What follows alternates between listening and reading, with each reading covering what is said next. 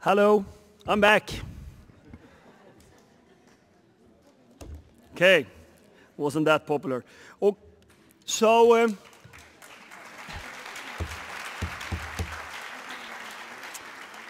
do you remember I was here yesterday? Yes. Okay, maybe I cannot keep the same speech then, but I will try. Remember what I talked about? That the last 20 years in the industry where I'm acting has been exciting, and the next 20 years is even going to be more exciting. We're going to have, by 2015, 90% of the Earth population having mobile coverage. But the most exciting is by 2016, some 5 billion people having mobile broadband. And we're going to triplicate the number of people on Earth that actually can have internet. Yesterday they talked about education, healthcare, Refugee United. All those type of important activities can be handled through the technology. Today we're going to talk about another thing that is so dear and so important to many people, and that's mobile banking, mobile payment. There is roughly 2.5 billion people on Earth that doesn't have a bank account. In the developed countries primarily, of course, where there's a scarcity of money and the poverty is high, which is of course tough. But there's a high penetration of mobile phones there, which is of course one way to reaching out to these people to actually get a bank account.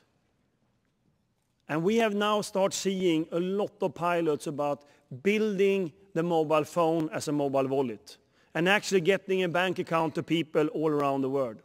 So why is that important?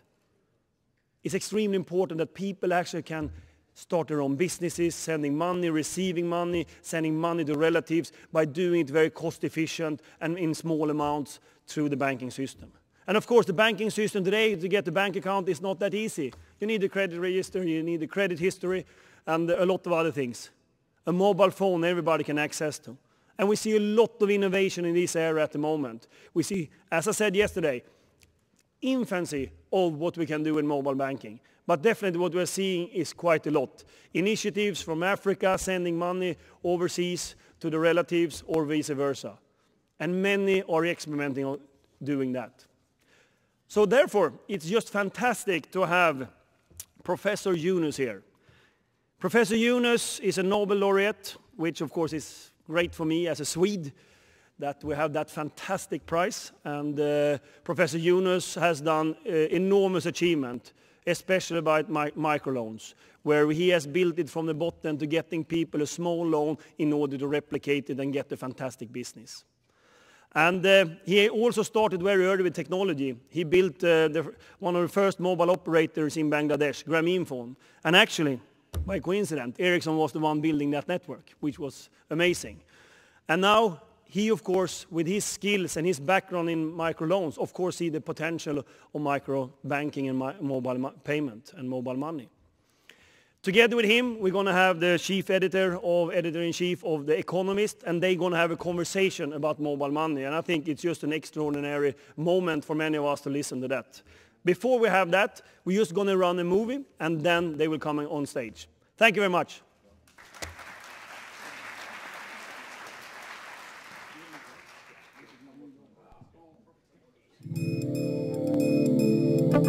We have inherited one idea of development, prosperity coming from the West. From Asia, we want to bring another kind of development. Banking system is based on the principle, the more you have, the more you get. Poor people remain poor for all the time. You don't help them to get out. Grammine Bank lends out over $1 billion a year with tiny loans. We have 7.5 million borrowers. Help each other to stay afloat together. This can work any place. When I first heard about everything, I couldn't believe it because I said, maybe in some other country, but this is the United States. It's not going to work here. It's an unheard of concept. A bank which lends money not to make money, but to help people. It gives the banking support where one can't get support from the traditional banking system. But in the United States, there's a different character, perhaps. You never know unless you try. My dream was to get me this big mixer, and I couldn't believe it when I got a check from Grammine that day. I was like, I got my mixer. I couldn't believe it. The average person really don't have the money to go get a business plan, to go get contracts. It's expensive. Poor people are poor because it's their fault. A lot of people believe that. They do. But if you look at the poor people, they work very hard. And this is what Grammine is doing. He is making them live their dream. Discipline, unity, hard work will allow us to succeed. Discipline, unity, hard work will allow us to succeed. What difference can your efforts possibly make? The truest test of a person's life is what we do for one another. In a world where you need a dollar to catch a dollar, you need to have something to help the bottom people lift themselves up.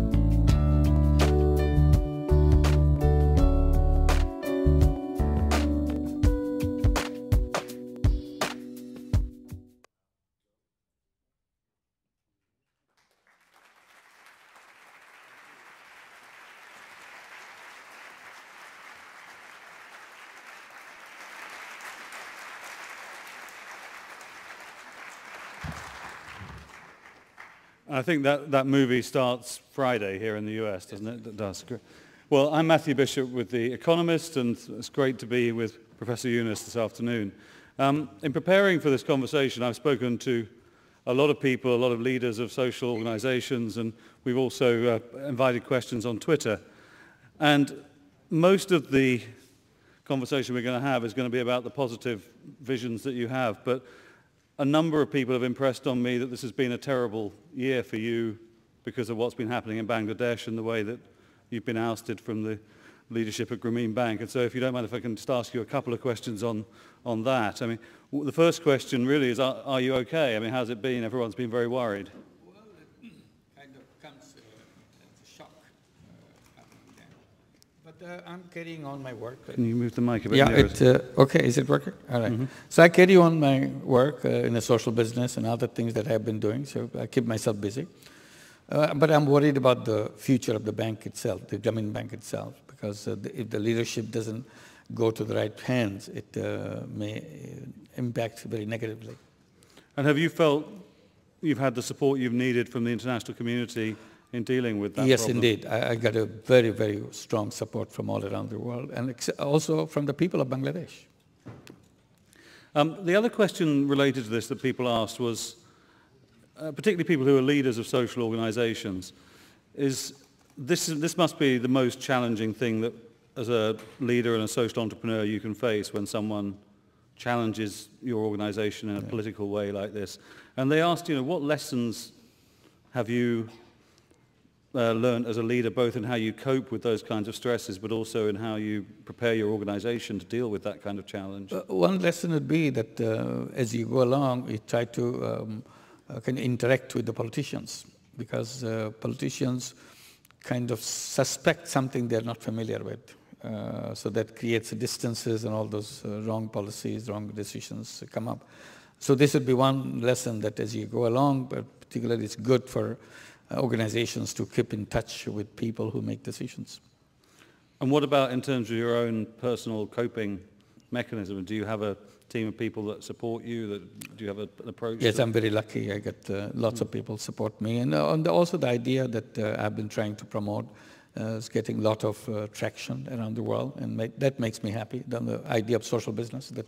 And in this particular context of the global situation, it becomes more and more attractive, because you talk about unemployment. USA now is a big issue. The unemployment is a big issue. And so is in Europe.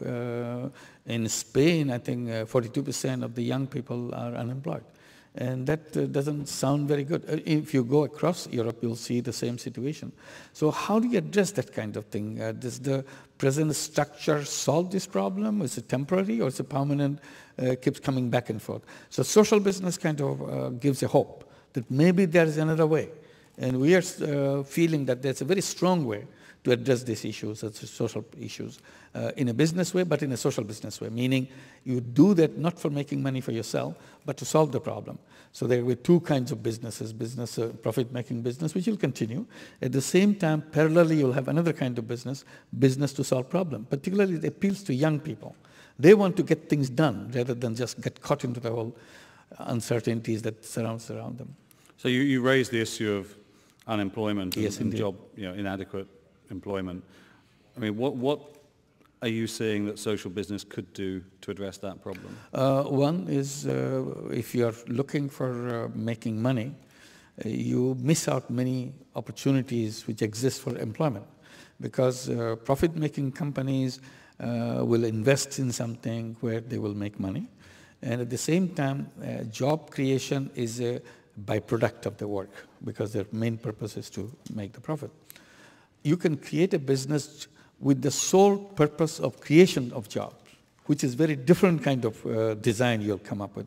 And you can make that design in a way, not only you're creating job, creating for a specific kind of people, like for young people, for disadvantaged people, or for some uneducated people, those kind of. So you design the whole business in that way. And all you are looking for is to recover the cost. As long as you can recover the cost, you are in business, in a social business. So that way you have a lot more opportunity, and it's all focused on this. And we can come up with lots of creative ideas how to do that. The kind of things a profit maker will not see because of the orientation of his in mind. A social business person will say, there are lots of unemployed people. We can create something as a business to employ these people. So unemployment could be addressed in a much more aggressive way, in a much more satisfactory way. Through social business ideas. So this is what we are trying to do. And I said, if you can create a business to employ, say, only 10 people, the whole purpose of the business is to 10 people to be employed. And if you know it works as a business because it recovers its costs, it's not dependent on anybody, then all you have to do is to repeat this idea. Then you can generate as many jobs as you want. And are you actually seeing some businesses that have started with that explicit purpose of creating jobs? Creating jobs. And we just had a meeting this morning with the issue of Haiti. And this is what we're discussing. There are many companies who attended that meeting. I said, if each one of you would like to join hands with us to create only tiny little company which creates 10 jobs or 15 jobs, and we'll have several kind of ideas. Each one will have their own idea how to create these 15 jobs. And as a business, as a social business, not for making money for your big company, just for your satisfaction that I have created 15 jobs here in this neighborhood, in that neighborhood. Then if we succeeded, if 10 or 20 of these companies do that, opportunities for replicating it, doing it again and again, comes up. Then you're doing investment. It's not donor money, foreign aid money, waiting for that, how to spend that money. It's not like that. It's an investment which goes in, and the owner gets back the money over time, but the owner doesn't want any dividend to come to them because it's a social business. And this will be a concrete case in the case of Haiti, because this is what we're concentrating. Now, another question that comes up a lot, particularly over the past year, has been to the extent to which microcredit and microfinance has gone off track because of what happened in India, where there were a number of borrowers that got out of their debt. I mean, what lessons have you got for the microcredit, microfinance movement that they need to take on board to make sure we don't have that repeated? When we were promoting the idea of microcredit, we tried to get everybody in so that they can go start their program. We didn't at that time realize that some people will use this idea for their personal return, personal benefiting from them. But as we went around, we saw very extreme cases of that. First one came as a shock to me, was Compartamos in Mexico. The owners made millions of dollars by a floating IPO of the bank. And that shocked us, very high interest rate, lots of profit, excited everybody. Everybody wanted to buy shares of that. I said, when we designed microcredit, when we started microcredit, we had no intention of making any benefit personally. Our whole intention was to make sure people benefit from that, poor people benefit from that. So there is no slightest idea of gaining. Because this concept of doing well by doing good has got a lot of traction at the moment. And I mean, what do you regard as an acceptable personal benefit from doing good? There, I have, particularly on the microcredit part, I have been saying that if we have a rule of thumb, like cost of fund plus 10%, if the interest rate can be kept in this limit, you are in the green zone of microcredit. That means you are a good microcredit program. Even within that range of interest rate, if you are making money, that's acceptable. There's no problem with that. Your efficiency is bringing your profit, not by pushing some extra load on the borrowers. But what about the personal fortunes? I mean, some people say, well, look, I could be an entrepreneur and make something, I don't know, sort of multiple, some product for the wealthy, and I can become very rich, but if I'm doing something that helps the poor, are you saying I can't make a personal fortune? I have no problem with that. Only I'm defining what I believe it's microcredit was. So that if you remain within this, we'll call you microcredit, genuine one. If cost of fund plus 10 to 15%, then you're in the yellow zone of microcredit. You are in the high side, but you could, if you bring it down to green area, you'll be fine. You still will consider you microcredit. But if it is cost of fund plus 15% and above, so far as microcredit is concerned, you are now outside the limit. But you're okay, you do that, but don't call yourself microcredit, because microcredit gave the impression in the people's mind, this is dedicated to help people, poor people. So you're using some credibility, some trust in the word microcredit for other use. You just put another name to it, and it's perfectly all right. We are not saying you're a bad person or something. We are not making any value judgment. Don't take away the brand name which stands for microcredit or microfinance. But just to clarify this, do you feel that you should basically be taking a vow of poverty when you go into serving the poor, or do you feel it is legitimate to become quite wealthy? You can do anything you want, but my area is, I like to do because this is what I feel I should do. I try to concentrate on the poor people. Poorer you are, more excited I get in doing things for them. Mm-hmm. So if somebody does it at a higher level, it's his choice, his or her choice. Let him do it. I'm not quarreling with that. I don't fight no, you should come here. It's a personal choice. I made the personal choice here. So one of the themes that we have at this event is the role of technology and its potential to transform the situation of people in developing countries. What are the most exciting developments that you see there? Amazing developments. Things are changing every day, every moment. And I see that young generation, particularly the generation which is coming up. Even I was saying, imagine year 2000 as a kind of a line between the previous and the present generation. The people who, babies born after 2000, they are now 10 years, 11 years old at the top. What kind of generation they will be? They will be a very powerful generation. It's a continuum. It's the 90s, those who were born in the 90s, they're adults now. They are amazingly powerful people because they have all the creativity in their hand and all the technology in their hand. They have access to information. They don't have to go to school to find out everything. They don't have to ask their professor for every answer. They can go into the computer and find every little thing that they need to do. And they have all this power at their disposal, but they don't know what to do with it. So I see these young people, if they know what the challenges for them is, if they get involved with all these problems we see around us will disappear very quickly.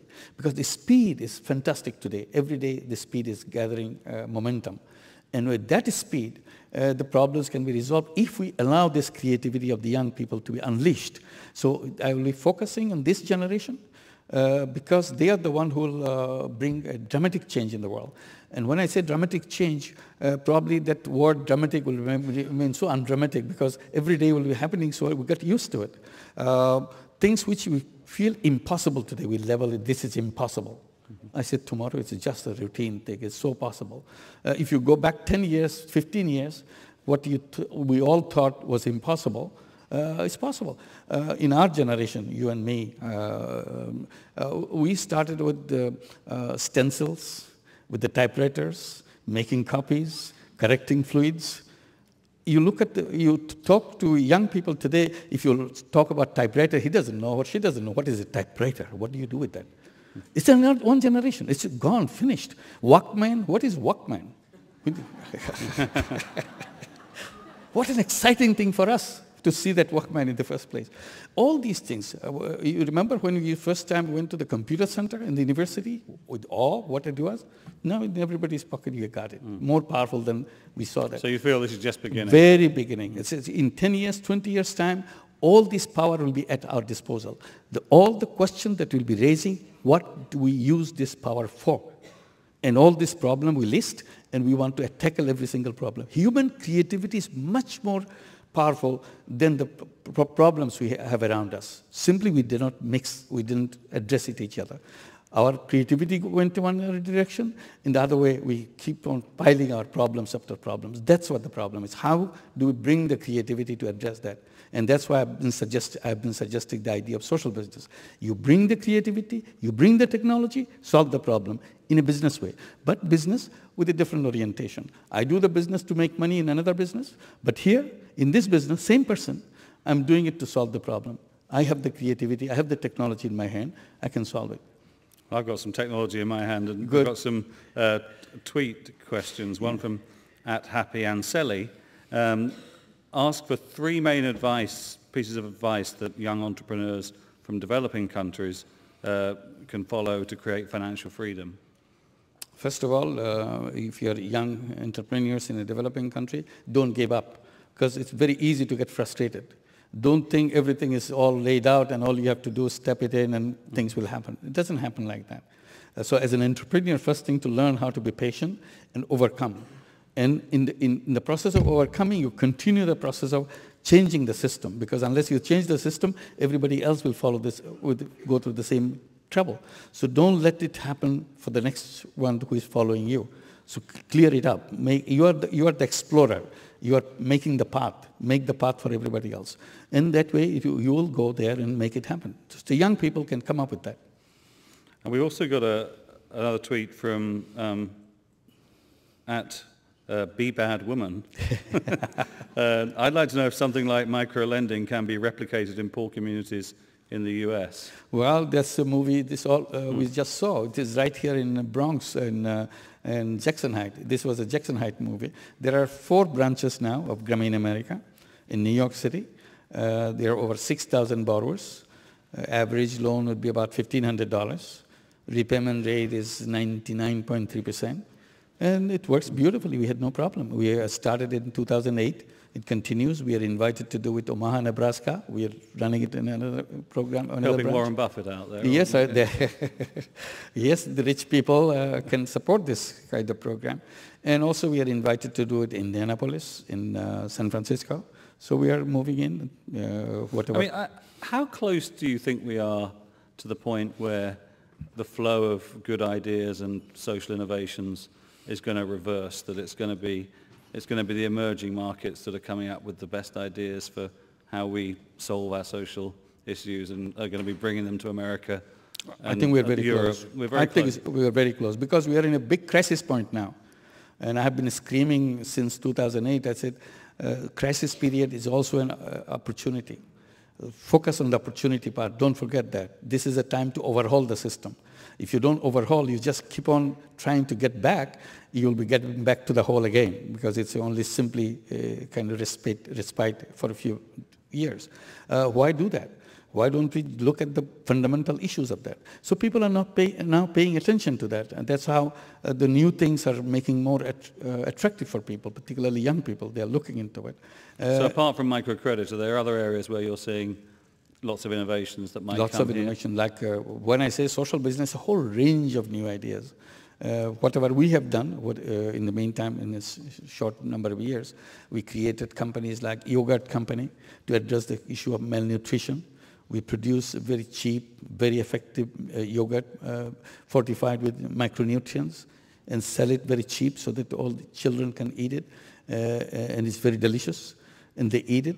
And in the process, they overcome the malnutrition, which is a very big issue in Bangladesh because half the children of Bangladesh are malnourished.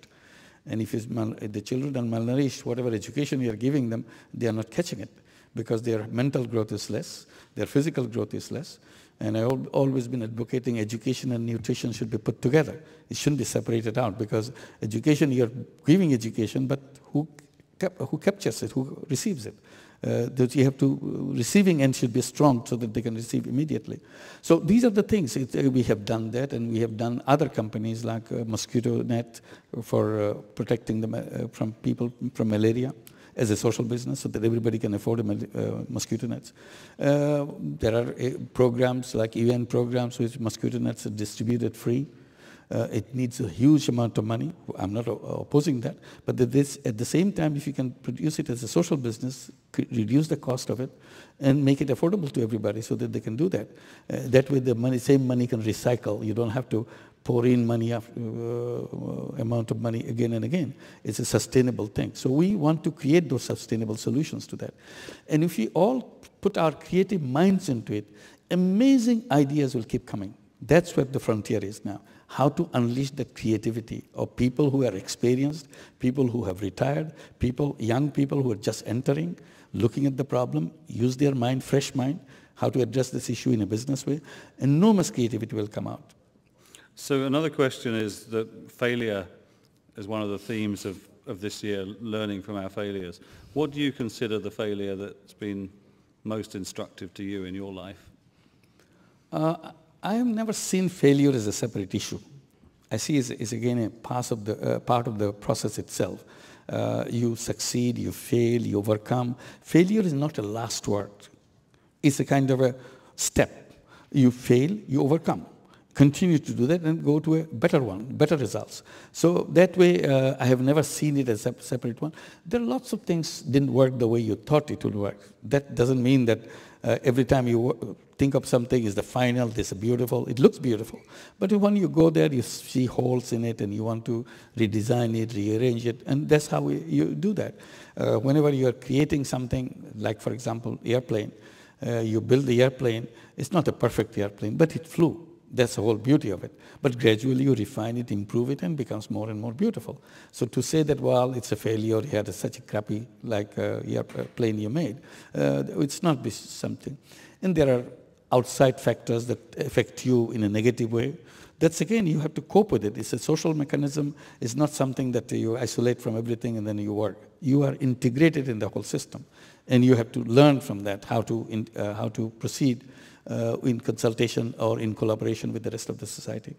Unfortunately, our time is pretty much up, but I was going to ask you to conclude with a song, but instead, I know you told me that you've lost your singing voice today. But I want you to throw one challenge to this audience. You've got this, one practical challenge to take away to do over the next year for this audience. One, as a kind of a fun and game, pick up one problem which bothers you. It's poverty, unemployment, poor health service, or whatever. You come up, this bothers you. Isolate that particular, narrow down the problem, and come up with a business solution for it. See how you can create a business out of it.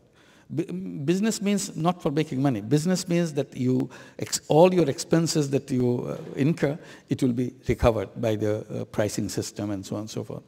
You'll have amazing thing. And if you can pull all these ideas together in the whole room today, imagine how many successful ideas will come out of it. And the ideas which didn't fly right from first one, and the second round, they become something which flies. So this is one experiment that you can try it in your family, with your friends and so on. Come up with it. And if you come out with a brilliant one, you are so convinced, send it to us or anybody else would like to invest in it. So that someone can invent an interactive game. Exactly, we can interactive game. Exactly, it could be a good game too. Yeah. Great. That would be a wonderful thing to do. Okay, well on that practical and challenging note, I'd like to thank you, Professor Yunus. Thank you very much. Thank you very much. Shake hands with you.